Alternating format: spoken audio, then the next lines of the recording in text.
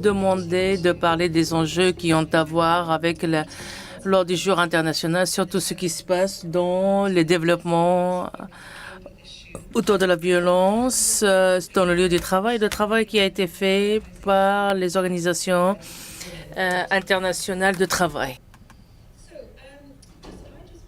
J'aimerais commencer en disant de lever certains points autour pourquoi la violence conjugale au travail est devenue un enjeu dans le monde du travail. Et des fois, quand on parle aux employeurs, ils disent la violence conjugale n'a rien à voir avec nous. La violence conjugale.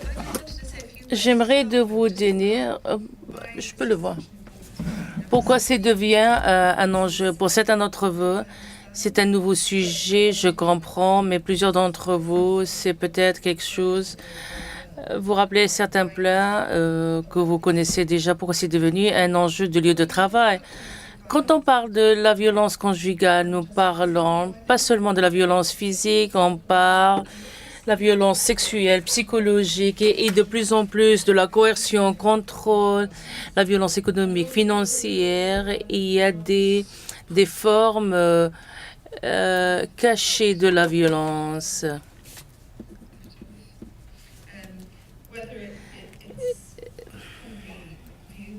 Est-ce que c'est vu que la violence conjugale, d'avoir le cou et l'œil bleu, mais je comprends qu'on va... Mais nous savons que c'est un processus au long terme de contrôle psychologique et la législation est introduite dans plusieurs pays à travers le monde et de contrôle coercif qui est un aspect de violence conjugale. Comment ça peut se faire au niveau des États-Unis et l'Irlande, ici au Canada aussi. Ça va venir si vous ne l'avez pas encore. Mais ça implique beaucoup de contrôle avec de l'interaction, son autonomie, le contrôle des enfants, le parent. Et ça peut avoir des conséquences dévastatrices pour les femmes. Nous parlons souvent de l'abus financier qui est crucial pour les employés, particulièrement pour les employeurs, parce que sans l'indépendance financière, les femmes qui sont sujettes à la violence conjugale trouvent de plus en plus de quitter leur relation. Alors, l'indépendance financière est très importante comme stratégie pour le gouvernement et pour les employeurs. Et je pense, comme l'ILO a noté, le travail peut être préventif et protecteur. Et je pense que c'est très important. Les sondages ont montré que les femmes se sentent plus en sécurité au travail que chez soi et que le lieu de travail, et ça peut être un endroit de danger, grand danger, parce que la violence suit dans le milieu du travail. Dans plusieurs pays, dans le lieu du travail, et certains d'entre vous qui travaillez dans de la violence conjugale, les 2 semaines après que la femme est quittée, ce sont les plus dangereux. C'est pour ça que le lieu de travail et sa sécurité au lieu de travail est très important.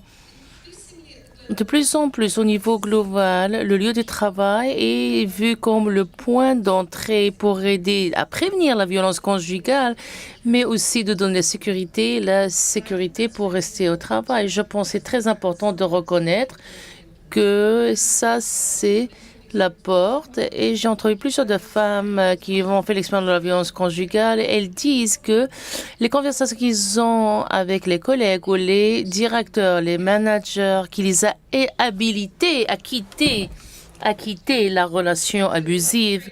Alors si on forme les managers pour qu'ils aient des conversations de compréhension avec leurs femmes. Et c'est très important comme une stratégie pour aider à prévenir la violence conjugale. Et il y a plusieurs stratégies au niveau du lieu du travail.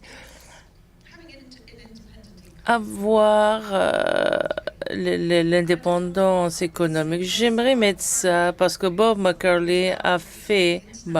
est maintenant utilisé à l'échelle internationale et c'est vraiment un outil essentiel et c'est basé sur la roue du contrôle et du pouvoir.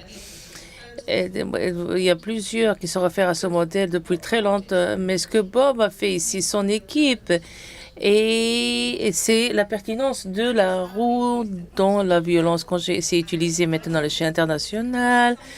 Et ça est le sommet très bien de toutes les dimensions différentes. Vous pouvez voir l'économique, l'abus économique, le contrôle des enfants, l'intimidation et ainsi de suite. Mais c'est la manière dont elle a l'impact sur le lieu du travail. C'est des choses simples des fois, le fait que la femme n'arrive pas à aller au travail parce que les clés ont été enlevées, que les tickets de bus ont été détruits ou que l'équipement dont elle a besoin pour faire son travail a été détruit. J'ai entrevu une femme qui, 10 ans plus tard, m'a raconté, elle a vu elle est avancée dans des de postes supérieurs. Elle m'a dit elle avait de l'expérience de violence conjugale et d'abus. Et elle a parlé de sa compagnie qui a été essentielle pour qu'elle sorte de cette relation abusive.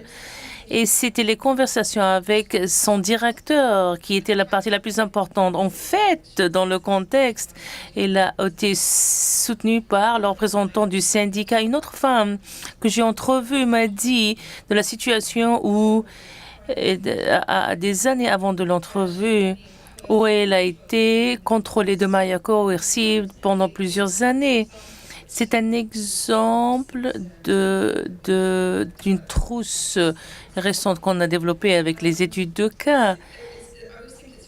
Je pense que c'est un exemple très intéressant parce que sa collègue a parlé à son directeur. Son collègue a dit on ne peut pas travailler avec cette femme. Elle est gentille, mais on ne peut pas travailler parce qu'elle a une mauvaise odeur de le corps. Il trouvait que c'était difficile. Alors son directeur lui a dit, écoute, est-ce qu'il y a quelque chose qui se passe chez toi? Est-ce qu'on peut t'aider? Elle savait qu'il y avait quelque chose qui se fait. La femme n'avait rien dit, mais après plusieurs mois, elle a parti à sa directrice et elle a dit, mon mari ne me laisse pas me laver et laver mes vêtements. Et ça, c'est l'abus. Elle a été capable pour la première fois de la laver. Elle a parti à son manager et ses collègues dans son bureau. Ils ont développé un plan de sécurité pour éventuellement plusieurs années. Elle a laissé sa relation violente. Et je pense que c'est un exemple qui est le contrôle coercif qui était évident dans le lieu du travail. Un des enjeux qu'on voit aussi, dont on parle à la formation, c'est détecter quelque chose qui peut être un comportement différent, peut-être différentes propretés, de se prendre soin de soi pour dire qu'il y a un problème chez soi. Le problème peut ne pas être une violence conjugale, il peut être les drogues, l'alcool, plusieurs autres problèmes, mais peut-être ça peut être la violence conjugale. Alors ne laissez pas des situations vous échapper pour la roue du pouvoir et du contrôle pour les personnes que vous êtes impliquées dans le travail de la violence conjugale est très utile en ce qui concerne la sensibilisation dans le lieu du travail. Des fois, les enjeux sur lesquels on peut le voir, ce sont les coûts. C'est quoi les coûts pour les victimes, les coûts pour les entreprises, pour la violence? Les études à travers le monde, ça désestimé un peu, en gros, disent que 30 à 40% des femmes travailleuses ont fait l'expérience de la violence conjugale et d'abus, mais des fois, durant leur cours, dans leurs années d'emploi. Et j'ai mentionné les enjeux de coercion, mais on a plus de preuves et que la violence conjugale affecte la performance, le rendement, l'impact sur la capacité de la victime de rester au travail, parce que c'est qui travaille avec les réfugiés. Et quand une femme arrive au refuge, elle a déjà laissé tomber son emploi. Et certainement dans notre expérience en Europe. Et récemment, j'étais dans un refuge à Copenhague, au Danemark, et on était en train de parler comment on peut faire retourner les femmes au lieu de travail. Et chacune de ces femmes dans ce refuge ont laissé tomber leur travail et garder des femmes dans leur travail et dans leur donner le soutien. Maintenant, les coûts de la violence familiale, je ne vais pas rentrer dans les détails parce qu'on n'a pas le temps, mais je pense que vous avez les diapos. Et on parle de milliards de dollars ici. On ne parle pas de petits coûts, on parle de milliards de dollars pour les entreprises, les compagnies. La productivité est affectée, la force de la main-d'œuvre se voit affectée. On a un paire de coûts du point de vue de la formation, réintégration de nouveaux travailleurs. Donc, nous devons voir comment les employeurs peuvent être convaincus de développer de bonnes politiques et procédures, mais aussi de prendre compte du fait que cela est bon pour leurs affaires aussi. On m'a demandé de parler un peu des enjeux ayant à voir avec les Nations unies et l'OIT. Je ne sais pas si vous connaissez le travail des Nations unies et le travail qu'ils font à l'OIT. Je vais vous en faire un résumé peut-être. Vous savez probablement, les Nations unies ont ce qu'on appelle ONU Femmes, qui a un long historique de travailler autour de la violence familiale au sein du foyer, mais non pas au milieu de travail. Et c'est récemment que les Nations unies ont commencé à regarder les choses au sein des milieux de travail. On a développé plusieurs normes de législation, du soutien, le financement pour de différents projets concernant la violence familiale. Désolé, inaudible. Et j'ai cette diapo ici, peut-être vous avez entendu parler des principes d'autonomisation développés par les ONU Femmes pour créer un réseau d'entreprises au niveau mondial qui s'adhèrent à certains principes ayant à voir avec l'égalité des genres, surtout en ce qui concerne la violence fondée sur le genre. Et je vais retourner à ma diapo antérieure. Mais je voulais vous dire tout simplement qu'il y a des principes et je ne sais pas combien d'entreprises canadiennes s'adhèrent, mais il y en a beaucoup qui le font. C'est très important pour les enjeux d'égalité entre hommes et femmes. Mais c'est important de comprendre qu'il faut un dialogue et les syndicats sont très importants pour les dialogues avec les permanents. Et il faut développer des approches de partenariat quand l'un des enjeux est d'essayer de trouver des façons par lesquelles les permanents intègrent ce genre de dialogue afin d'atteindre l'égalité entre les hommes et les femmes. Maintenant, en ce qui concerne les Nations unies, vous êtes probablement conscient de la Convention contre la discrimination faite aux femmes. Et au début, cela n'était pas fondé sur la violence familiale, mais c'est en 92 qu'on a développé un comité qui ont développé des recommandations générales. Et on a eu de différentes parties prenantes dans ces recommandations, des exigences par rapport à la gouvernance, recueillir des statistiques concernant la violence familiale, le soutien pour les victimes et d'autres mesures. Et ceci est maintenant inclus dans les rapports que chaque gouvernement est en train de mettre en œuvre et je recommande de regarder les rapports afin que vous voyez ce qui vient de la communauté des Nations unies. Et en 1993, on a fait une déclaration concernant l'élimination de la violence faite aux femmes. C'est un traité qui est très fort, mais c'est quelque chose qui est fait de façon bénévole. Mais cela demande au gouvernement de mettre en place des mesures pour terminer la violence faite aux femmes. Donc, il y a un long historique, une longue tradition de travail en ce qui concerne cet enjeu. Et ce n'est que récemment que FAMM et l'OIT ont commencé à travailler ensemble. L'OIT est l'Organisation internationale de travail. C'est une entité tripartite et elle est impliquée. Est-ce que vous connaissez l'OIT? Oui, vous rencontrez l'OIT. C'est un peu distant, un peu comme le cas des droits de la personne. On dirait que c'est quelque chose d'abstrait, mais on devrait le rendre quelque chose sur le terrain. Mais l'OIT a fait une étude.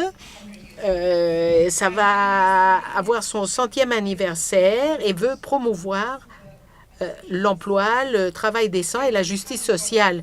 Donc, cela a une approche très ample par rapport à l'emploi et à une structure tripartite. Il y a les employeurs, les travailleurs et le gouvernement. Donc, il faut travailler ensemble pour trouver des solutions tripartites, ce qui n'est pas toujours facile.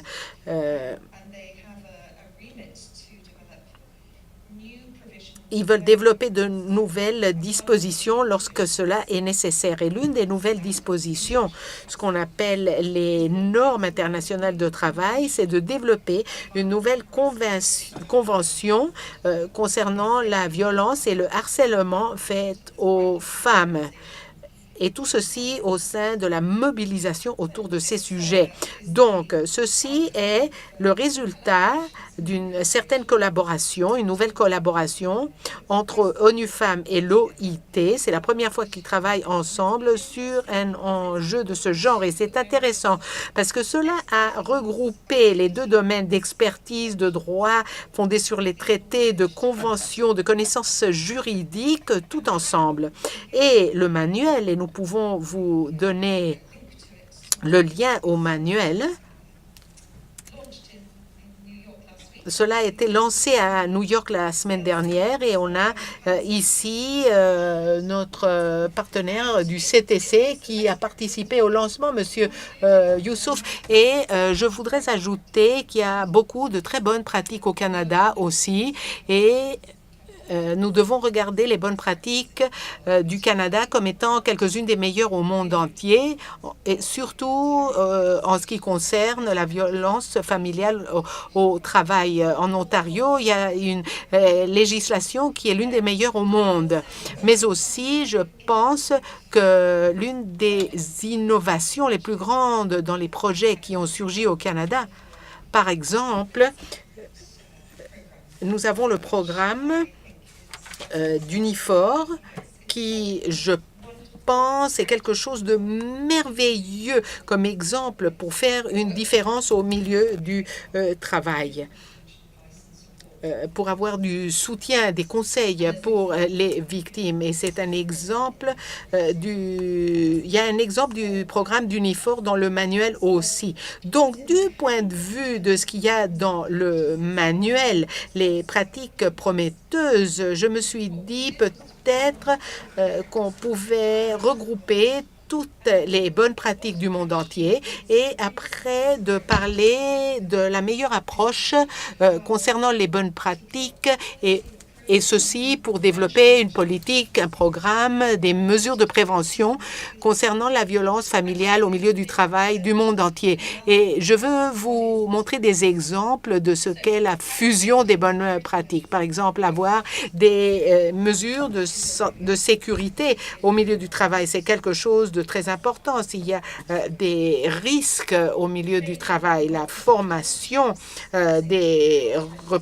représentants de personnel, des gestionnaires, des collègues et autres, afin qu'ils sachent comment identifier la violence familiale au milieu du travail. Comment identifier les signes d'avertissement pour savoir comment aborder une femme au milieu du travail. Et ce qui se passe,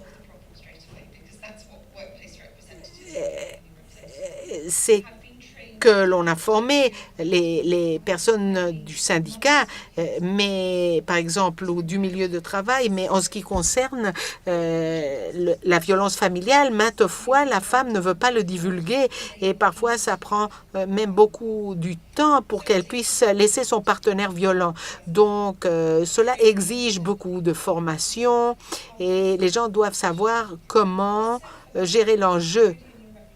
Et pour les gestionnaires et les gens des syndicats et d'autres personnes au milieu du travail doivent savoir aussi quand on cesse de donner ce soutien et on transfère les choses à un spécialiste. À quelle étape on arrête l'intervention et on sait qu'il faut arrêter. Et une partie de la difficulté dans quelques entreprises, je pense, c'est qu'on a beaucoup souligné qu'il faut résoudre le problème, que les gestionnaires doivent résoudre le problème. Et en fait, cela ne fonctionne pas. En fait, cela a l'effet opposé dans beaucoup de cas. Donc, la formation autour de l'empathie, des compétences de communication sont quelque chose d'essentiel. Et quelques-unes des pratiques essentielles sont de venir au milieu de travail et former les gestionnaires. Les interventions précoces sont essentielles, absolument, parce que ceux d'entre vous qui travaillent en violence familiale savent que parfois, il y a quelque chose qui commence comme quelque chose de petit et ça se développe beaucoup d'une année à l'autre. Et ça peut se terminer en fémicide à la fin. Donc, il faut penser aux pratiques d'excellence. Comment mettre en œuvre les stratégies? J'ai adoré l'exemple de la Bolivie. La sensibilisation, la petite boîte, vous savez, avec vous êtes en sécurité, il y a quelqu'un avec qui vous pouvez parler. Et c'est ce que Nadège est en train de faire avec les entreprises à travers de l'Europe. S'assurer qu'il y ait quelqu'un avec qui on peut parler, à qui on a confiance pour que la femme puisse le divulguer à une étape précoce. Et il y a des exemples excellents dans le monde entier d'entreprises qui le font. Donc, il faut une intervention précoce avant l'augmentation du problème. Et une autre chose qui est encore plus importante, et je dois dire qu'il y a de très bons exemples en ce moment dans le monde entier, au Canada, en Australie, dans le Royaume-Uni, dans de différentes entreprises mondiales. Par exemple, une paix flexible, congé payé autour de la violence familiale et on veut que ces droits soient incrustés dans la législation finalement. On l'a déjà fait dans quelques pays. Par exemple, la Nouvelle-Zélande est le premier pays au monde qui donne 10 jours de congés payés et cela est établi dans les lois. Et nous voulons que cela soit répété. Il se peut que le congé payé soit, par exemple, de prendre une heure ci, une demi-heure là, ou cela pourrait être spécifiquement pour se présenter aux tribunaux ou des enjeux autour de counseling, de services de soutien. Alors, il faut pouvoir avoir accès à ces choses-là. Si, par exemple, la femme doit établir les enfants dans une nouvelle école, une nouvelle maison. Donc, cela est très important. Les congés payés dans le monde entier, institutionnalisé, la protection contre être mise à pied. La législation espagnole est très bonne. Les femmes peuvent être protégées pendant 2 ans. Même si la femme n'arrive pas au milieu de travail de façon temporaire, l'une des choses très intéressantes, c'est qu'il y a plusieurs entreprises dans le monde entier sont en train de développer des politiques parce que fréquemment, les femmes avec beaucoup de congés de maladie pourraient en fait être des victimes de violences familiales. Donc, on veut voir la possibilité de protéger les femmes d'être mises à la porte si cela se passe. Il faut développer des personnes de confiance dans le milieu de travail. Unifor est l'un des bons exemples. Il faut pour que les femmes aient la possibilité de demander de l'aide, du soutien psychologique et pratique pour les victimes où l'employeur fournit du counseling ou un aiguillage vers des spécialistes de violences familiales ou d'autres organismes spécialisés, et le soutien financier. C'est quelque chose que quelques compagnies sont en train de développer en ce moment, les banques par exemple, et c'est intéressant parce que beaucoup de sujets concernant la violence familiale ont à voir avec le pouvoir. Par exemple, on veut laisser une relation abusive et on n'a pas d'argent en banque, alors que faire? L'enjeu maintenant pour les banques, c'est de pardonner les femmes quand, par exemple, l'argent se termine. L'abus financier est un enjeu important pour les femmes. Donc, pardonner les dettes, donner des prêts aux femmes. Et il y a des employeurs qui donnent un salaire d'1 mois ou 2 mois en avance pour qu'elles aient suffisamment d'argent pour payer le loyer. Dans quelques cas, donner parfois de l'argent tout simplement aux femmes. Il y a des entreprises en Espagne, par exemple, qui ont des politiques où on leur paie le premier mois de loyer et le dépôt pour permettre à une femme d'avoir une certaine sécurité. Après cela, il y a tout le domaine d'assurer qu'il y ait des procédures de discipline acceptables qui soient consistantes autour des agresseurs au milieu du travail, parce que nous devons nous rappeler du fait que quand on parle du coût de la violence familiale, on ne parle pas seulement du coût pour les victimes, mais aussi le coût pour les agresseurs. L'agresseur prend du temps du travail pour maltraiter les femmes. Donc, il faut être consistant dans ce domaine. Vous avez probablement entendu la notion par où beaucoup d'entreprises soutiennent et maintiennent les hommes de haute valeur qui peut-être harcèlent les femmes au niveau sexuel. Ils gardent ces employés parce qu'ils apportent de l'argent, des ressources. Donc, ne pas le faire et assurer qu'il y ait des procédures disciplinaires qui soient mises en œuvre. Et il y a beaucoup d'exemples dans le manuel conjoint. Et je voudrais tout simplement parler du dialogue social parce que c'est un aspect très important. Le temps va se terminer, donc je vais vous dire que c'est très important. Je vous prie de lire ces diapos et il y a des références au bas. Et si vous êtes intéressé au dialogue social, il y a un couple de rapports très bons que vous pouvez lire là-dessus. Mais à moins d'avoir un partenariat et un dialogue social entre les employeurs et les syndicats, et à moins que nous soutenions les conventions collectives, on n'aura pas les solutions dont nous avons besoin. Il y a beaucoup de preuves à l'OCDE, par exemple. On parle du dialogue et on comprend que c'est essentiel pour les mesures au milieu du travail qui soient consistantes, des meilleures pratiques, des pratiques excellentes qui seront très avantageuses. J'ai mentionné les principes d'autonomisation des femmes. Je ne vais plus en parler parce que le temps va se terminer, mais je voulais tout simplement vous faire remarquer qu'il y a un site web où vous pouvez regarder les choses en détail.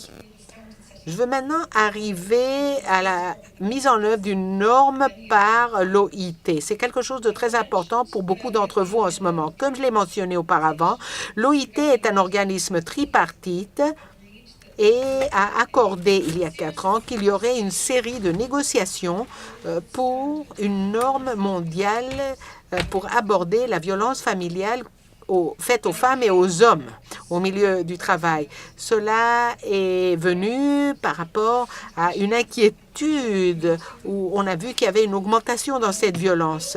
Mais aussi, on a reconnu qu'en fait, une norme mondiale est très importante dans les pays, surtout les pays qui n'ont pas de législation là-dessus. Alors, la nouvelle norme, et ceux d'entre vous qui ne connaissent pas l'OIT, il y a 2 formes de normes. Il y a une convention et des publications sur le gouvernement pour mettre en œuvre des procédures, etc. Et la convention doit être ratifiée. Donc, même si on obtient une convention, nous devons nous assurer qu'elle soit ratifiée. Le gouvernement canadien a été très positif dans tout ce processus. Après, l'autre norme est une recommandation. Alors, il y a eu une campagne internationale. On a fait une série de négociations mondiales pour la mise en œuvre des normes où l'on souligne la violence fondée sur le genre et la violence familiale au milieu du travail. Et Barb et moi, et Vicky et beaucoup d'autres avons travaillé à la première négociation tripartite et à la fin, tout le monde a accordé que la violence familiale devrait être inclue dans cette norme. Et c'est la vérité parce que pour beaucoup de gouvernements et d'employeurs, c'est vraiment quelque chose qui leur est très nouveau. Maintenant, je voudrais tout simplement vous faire remarquer ce qui pourrait se passer dans les négociations. On a accordé ceci au comité du mois de juin dernier. J'ai très...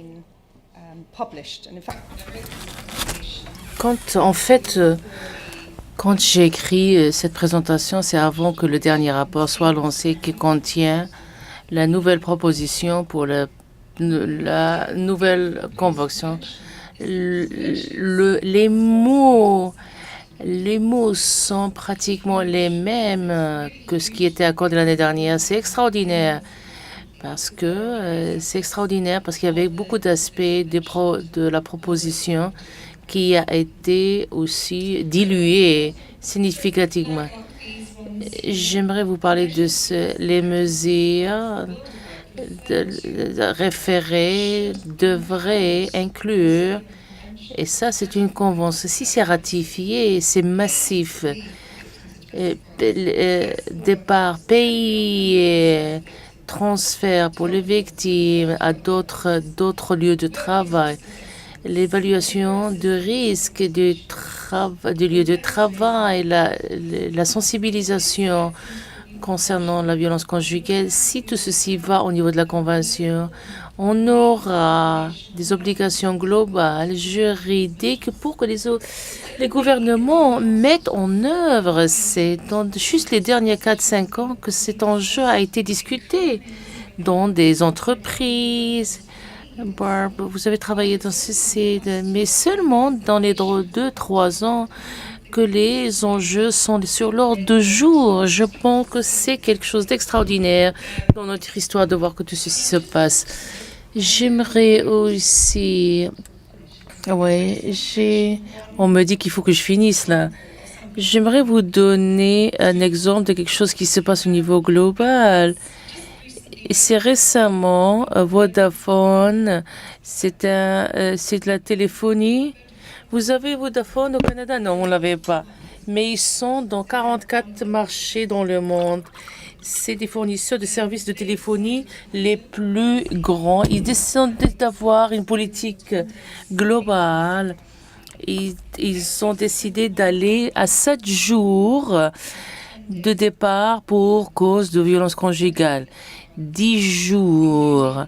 L'Égypte, le Qatar, certains des marchés que vous n'aurez pas imaginé qui vont avoir ces politiques, mais là, ils ont fait un sondage, ils ont une trousse, ils ont fait de la formation. Et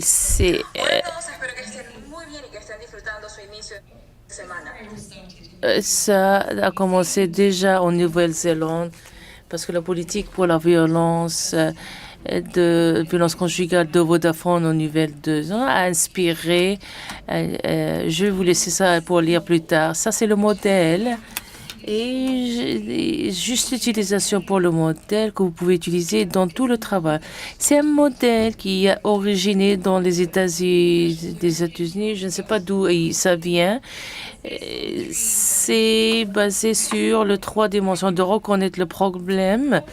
Comment vous répondez au problème dans le lieu de travail et quand est-ce que vous déférez vous référez dans les soutiens, les agences, et il y a une référence au partenariat avec les organisations qui travaillent dans la violence conjugale. Et finalement, en parlant de campagne, nous avons au niveau de la convention de l'OIT, et si c'est la campagne pour mettre fin à la violence sexiste lors d'une convention, peut-être qu'on peut donner le lien aux campagnes demain, mais ça va vous garder en contact. Et ça, c'est un des posters, des affiches de la campagne. Alors, merci beaucoup.